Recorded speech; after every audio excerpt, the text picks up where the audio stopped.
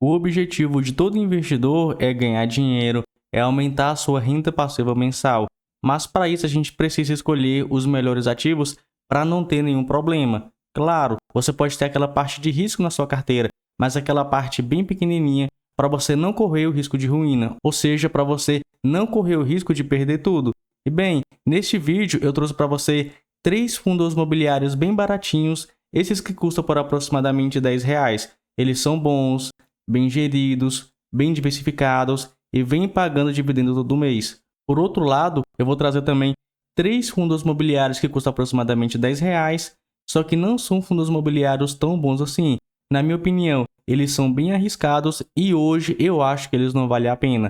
Mas claro, minha opinião de humilde investidor, esse vídeo não é de forma alguma recomendação de investimento. Bem, para quem é novo por aqui, meu nome é Matheus, este é o canal Efeito FIIs e esse é o segundo vídeo dessa série. Semana passada eu fiz esse vídeo aqui mostrando 3 fundos imobiliários base 10 ruins e 3 fundos imobiliários base 10 muito bons.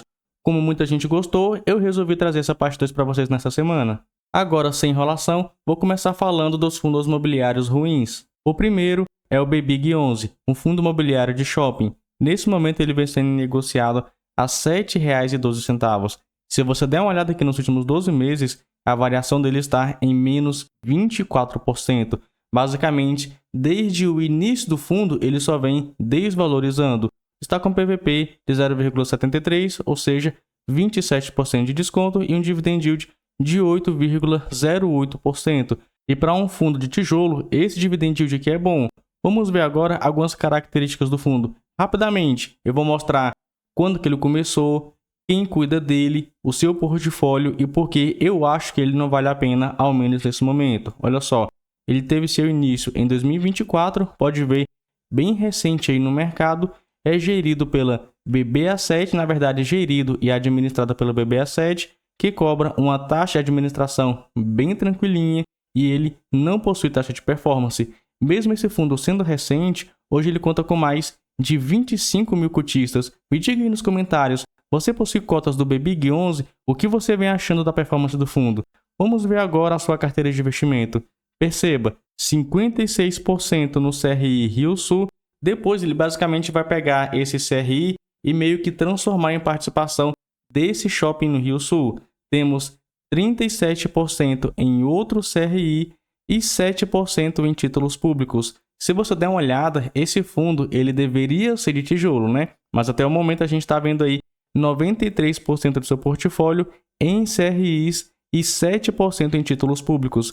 Beleza, ele vai depois transformar esse CRI Rio Sul em participação dele no Shopping Rio Sul, aquele que foi alvo de várias disputas, XPML11, VISC11, enfim. Então, esse fundo aqui pegou com participação da Iguatemi.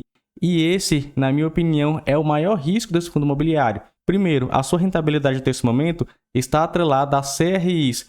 Quando ele pegar a participação nesse shopping, será que ele vai continuar com essa média de rentabilidade? A gestora diz que sim, mas a gente sabe, CRI geralmente rende muito mais do que um fundo imobiliário de tijolo. E uma coisa que eu achei bem estranha nesse fundo imobiliário é essa opção de compra aqui, ó. A partir do segundo ano e durante 5 anos, a Iguatemi tem a opção de comprar até 50% dos ativos do fundo.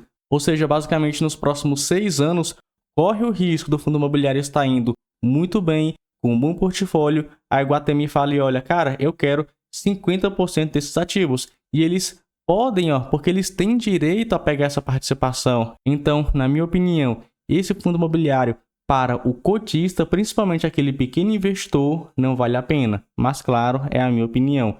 Próximo fundo, Vino11. Esse fundo aqui é de lajes corporativas.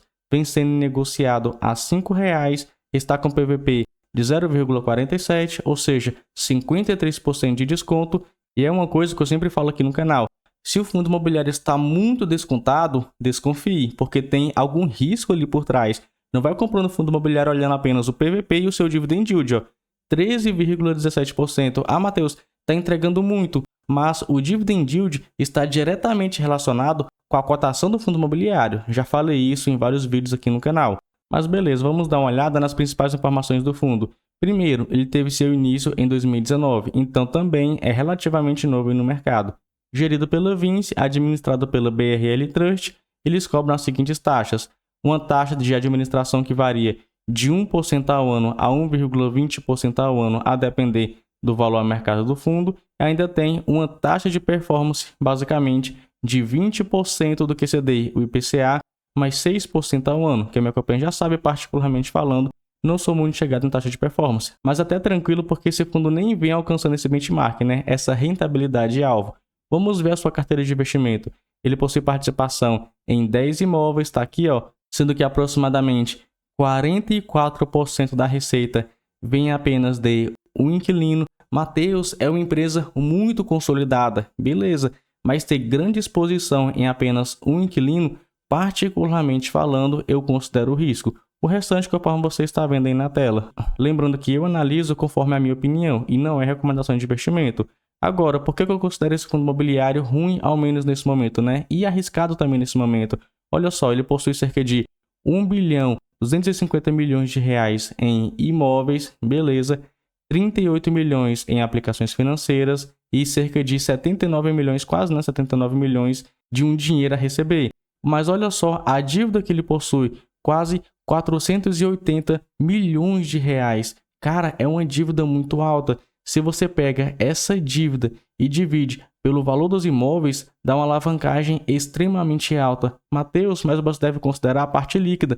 Tem que desconsiderar, por exemplo, as aplicações financeiras. Beleza, de qualquer forma, olha essa alavancagem. Mais de 30%, na minha opinião, passou de 20%, é uma alavancagem muito alta. E perceba aqui, ó, o cronograma de amortizações. Primeiro, eu quero que você repare nisso aqui, ó. Hoje, o fundo conta com 38 milhões de reais em aplicações financeiras. É como se fosse um caixa do fundo imobiliário. Ele tem também aproximadamente 79 milhões de reais de parcelas a receber. Somando tudo isso, dá o quê? 70 com mais 30, 100, 116,5. Vou arredondar para 115 milhões. Beleza, 115 milhões aí aproximadamente. Esse valor daria para pagar o quê? O restante aqui da dívida em 2024, a dívida toda em 2025 e uma parte da dívida em 2026. Para ele pagar esse restante, ele vai ter que levantar algum dinheiro. E geralmente os fundos imobiliários levantam dinheiro para pagar esse tipo de dívida de duas formas. Primeiro, ele vende algum ativo ou faz uma nova emissão de cotas. Nesse caso, como seu PVP está em 0,47, eu acredito que seja inviável uma emissão de novas cotas, ou seja, ele vai ter que vender algum ativo. Se ele não conseguir vender um ativo até 2026, vai ter problema. Acredito que ele vai ter que renegociar suas dívidas e essas taxas aqui vão ser maiores ainda. Por isso que, na minha opinião, hoje, VINO11 é um fundo imobiliário extremamente arriscado. Me diga aqui também nos comentários, você possui cotas do VINO11? Você acha ele muito arriscado? Você acha que nesse momento ele é uma oportunidade ou é uma cilada?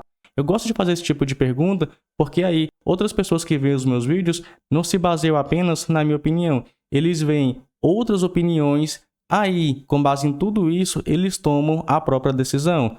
Bem, seguindo para o nosso terceiro fundo imobiliário ruim, ou seja, aquele que não vale a pena, ao menos na minha opinião, XPCM11, também um fundo imobiliário de lajes corporativas, vem sendo negociado a R$ 7,50. Seu PVP está em 0,27, 73% de desconto, dividend yield 1,20%. Pode ver, é um fundo que caiu bastante, mesmo assim não vem aumentando seu dividend yield, ou seja, vem caindo bastante e também não vem entregando rendimento, né? Quase não vem entregando uma boa rentabilidade para o seu cotista. Aí você pode estar pensando, então ele deve ser muito novo, igual o BBIG 11, igual o VINO 11. Não necessariamente, olha só, ele teve seu início em 2013. Então, assim, um fundo imobiliário não é porque ele é antigo que ele é seguro. Você deve olhar sempre outros pontos. Aquele fundo imobiliário possui muitos inquilinos, muitos CRIs, muitos imóveis. São pontos que você deve levar muito em consideração, mais do que a idade do fundo imobiliário. Beleza, mas vamos continuar aqui.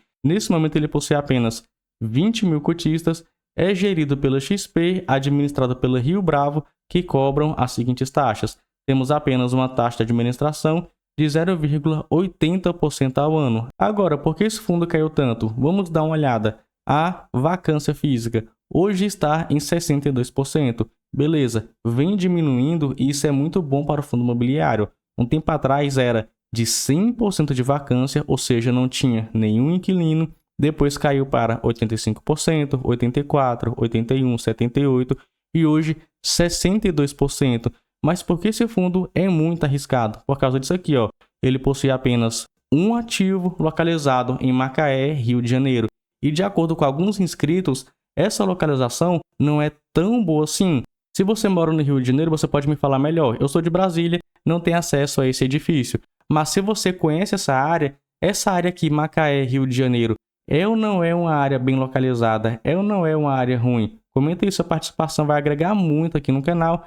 Mas continuando, hoje esse fundo imobiliário possui alguns inquilinos, basicamente todos com contratos típicos, ou seja, não tem aquela segurança da atipicidade. E como esse fundo hoje está nessa situação, na minha opinião, ele não vale a pena. E agora eu vou te mostrar 3 fundos imobiliários que, na minha opinião, são bons, principalmente para investidores que focam no longo prazo. Começo pelo BTC11, um fundo imobiliário de papel. Ele vem sendo negociado a R$ 9,12, PVP 0,91, ou seja, 9% de desconto, dividend yield 12,20% nesse momento. Vamos olhar aqui algumas características do fundo. Primeiro, ele possui participação em todos esses ativos. Realmente é uma carteira de investimento bem diversificada. Ele possui todos esses CRIs e possui cotas de alguns fundos imobiliários e um caixa, basicamente de aproximadamente 8%.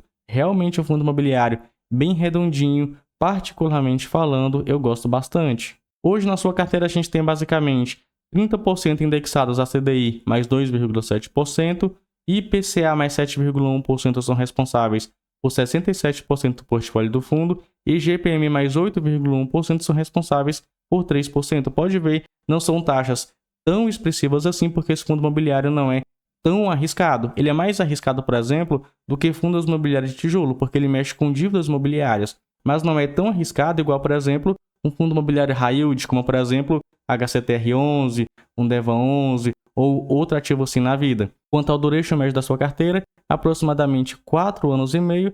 Tá aqui essas localizações, principalmente no Sudeste, acredito eu, mais focado ali na parte de São Paulo. Quanto aos setores, temos aí 38% logística, 18% residencial, 25% shopping e o restante conforme você está vendo aí na tela. E para você ver, esse fundo é bem antigo, teve seu início em 2008, é um fundo high grade, ou seja, ele visa entregar uma segurança mais para o cotista em detrimento a uma rentabilidade menor.